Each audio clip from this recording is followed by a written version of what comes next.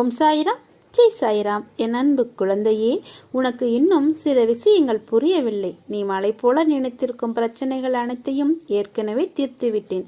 எத்தனை முறை சொன்னாலும் நீ அந்த பயத்தில் இருப்பதால் தீர்த்த பிரச்சனையை தீர வேண்டும் என தொடர்ந்து வேண்டு கொண்டிருக்கிறாய்.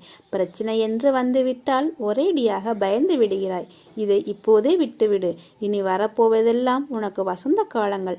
வாழ்வில் எதையெல்லாம் நிரந்தரம் என நினைத்து கொண்டிருந்தாயோ அவை நிதர்சனம் இல்லாத பொய்கள் என புரிந்து கொள்ளவே சோதனைகள் தரப்பட்டன.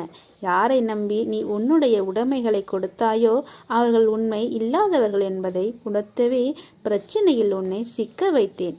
யாரை எதிர்பார்த்து இருந்தாயோ அவர்களால் உனக்கு நன்மை இல்லை என உணர்த்தவே அவர்களின் சுயரூபத்தை உனக்கு வெளிப்படுத்தினேன்.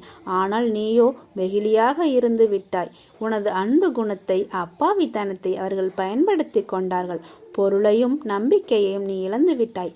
அவமானமும் பட்டாய். அந்த கெட்ட காலங்களை நினைத்து பார்க்க வேண்டாம். அந்த காலங்கள் மாறிவிட்டன. இனி வருவதெல்லாம் வசந்த காலங்களே. சோர்ந்து போயிருந்த உன்னை தேற்றி இதோ நான் உனது வலது கையை பிடித்து தூக்கி நிறுத்தினேன். நான் உன்னை தாங்கிக் கொண்டிருக்கிறேன் என்பதை உணர்த்துவதற்காக பல முறை உன் கோரிக்கைகளை நிறைவேற்றி தந்தேன். கஷ்டமான நேரங்களிலெல்லாம் உன் உடன் இருந்து உன்னை காப்பாற்றினேன். நீ அழைத்த நேரத்தில் உன் கூடவே நான் வந்து உனக்கு பதில் கொடுத்தேன். இதையெல்லாம் நான் எதற்காக செய்தேன்? நீ எப்போதும் ஆனந்தமாக இருக்க வேண்டும் என்பதற்காக செய்தேன். ஆனந்தம் மன மகிழ்ச்சியாக இருக்கும்போது அல்லவா வருகிறது? மன மகிழ்ச்சி எப்போது வருகிறது? உன் கோரிக்கைகள் அனைத்தும் நிறைவேறிய பிறகுதான் வருகிறது.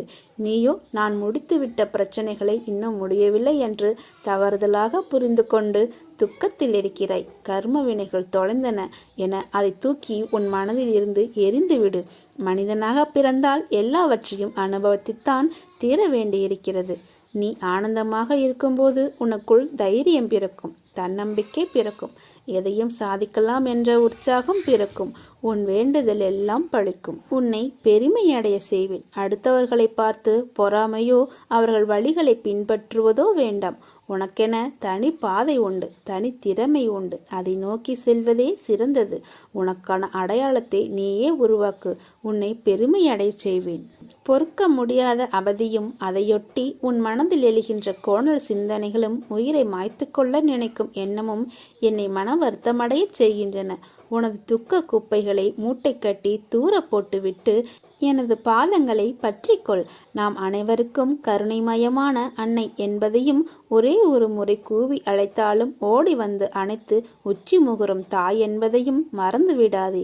உனக்கு என்ன தேவை என்பதை நான் முற்றிலும் நினைவில் வைத்திருக்கிறேன்.